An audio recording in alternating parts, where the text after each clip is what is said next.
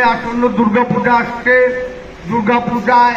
আমাদের ইউনিয়নে বোধহয় 20 থেকে 21টা পূজা হবে, যাতে বিশেষ করে এই পাশে আফতাইল, ঘোড়াডাইল, মেহেরপুর, গোলারগাছি দিয়ে যে পুজো মণ্ডপগুলো হবে, আমরা যারা বিএনপির লোকজন আছি সার্বিকভাবে পুজো মণ্ডপে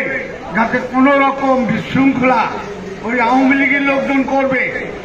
ওই আওয়ামী লীগেরা করবে, ওই ভারতীয় এজেন্টরা, দালালরা করবে, তারা করে পুজো মণ্ডপে তারা বিশৃঙ্খল সৃষ্টি করে এই অন্তর্বর্তীকালীন ডাক্তার ইউনূসের সরকারের ঘাড়ে এবং বিএনপি যদিও ক্ষমতা নেয় তথাপিও বিএনপির ঘাড়ে দোষটা দিবে, যাতে বিএনপি ভবিষ্যতে বাংলাদেশে যে নির্বাচন আসছে সেই নির্বাচনে সরকার গঠন না করতে পারে, সরকার পরিচালনা না করতে পারে, সেই চেষ্টা তারা করবে, যাতে সামনে পূজা উপলক্ষে এই পূজাতে আমাদের